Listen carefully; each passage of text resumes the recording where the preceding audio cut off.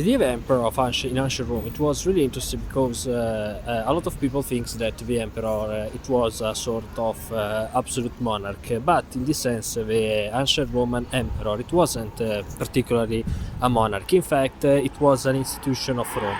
This is really interesting because this idea of institution it was in relation with the idea of a republic, in particular in relation with the Republic of Rome. In fact, with the first emperor of Rome, Octavian Augustus, there was developed a specific type of connection with the powers of the Republic, in relation with, in this sense, primarily the Senate, that in this sense developed the rules.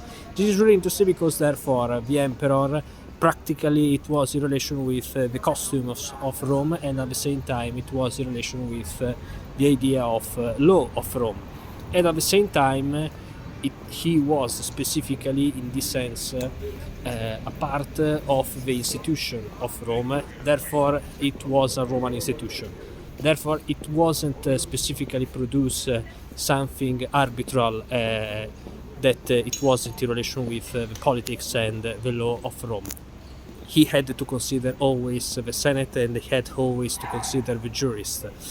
In fact, in particular, we know that the Senate and the military soldiers had an important impact. In the sense, in fact, we know that the soldiers and the Senate had an impact. In fact, for example, the soldiers, the army had an impact of the forces. We have to consider that on the one hand, there is a specific type of law in relation with the idea that there is a technical law, a formal law that we have to follow. But at the same time, we know that there is also the power of the force that the military had, and in this sense, therefore, we know that the new emperor had to sustain from the army.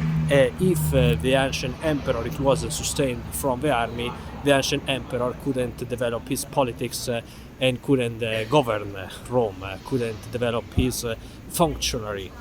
This is interesting, and at the same time also the Senate had to support this emperor, because if different type of senators didn't support the emperor could have a specific type of limitation in his type of politics, and this is also really interesting.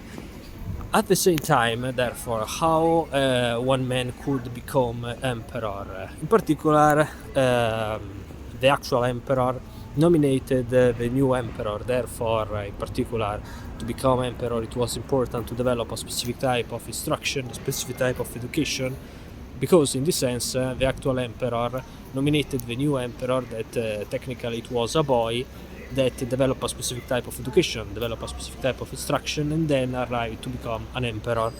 In particular, the actual emperor had to connect this boy in relation with the Senate and the soldiers, because the soldiers and the Senate had to accepted him, because if they didn't accept him, it wasn't a problem. It was a problem. At the same time, therefore, the new emperor had to understand the politics of Rome, had to understand the administration, had to understand the logic of economic society of Rome. At the same time, we know that the emperor of Rome it was important in relation with the military fact. Therefore, the Senate and the soldiers had to accept the new emperor. Then, what were the duties of the emperor? In particular, we know that the emperor had to support the idea of economical fact. Therefore, it was really important the connection to the sustain of Rome, to the wealth of Rome, and to permit to the Romans to have a potential economical sustain. It was important the idea of commerce, therefore in relation with Africa, therefore the commerce between Carthage or in general the Tunisia and Rome, between Ostia, therefore Carthage, Ostia and Rome, or Egypt, Ostia and Rome in general. In particular, to support the idea of the food for the Romans. This is really interesting, and therefore the Roman emperor had to administrate the economic fact of Rome with his consuls to support the idea of economical sustain of Rome. On the other hand, the emperor had the defense of a territory in relation with the idea that the emperor specifically had the power of the army. Therefore, when there were some barbarians that surpassed the borders, the limits, the borders of empire, the emperor had to intervene to limit, in this sense, the barbarians, and he had to intervene with the army. At the same time, we know that the emperor it was also an important figure of the religion of Rome. In fact, it was the Pontifice Massimo, the Pontifex Maximus of Rome. In this sense, we know that the senators nominated the members who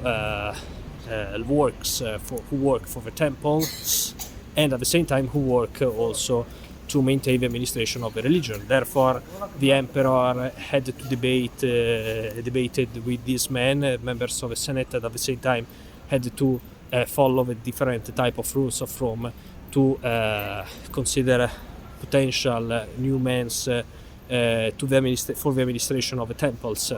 Because in Rome there was a specific type of religion in relation with the religion of the idea of the gods and goddesses of Rome. And this is another point. Therefore, and then the emperor also could develop some his type of laws, but these laws, it was edicts of the emperor.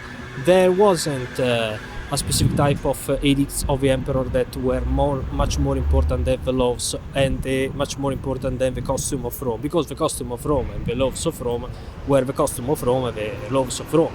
Therefore, the emperor didn't have a specific type of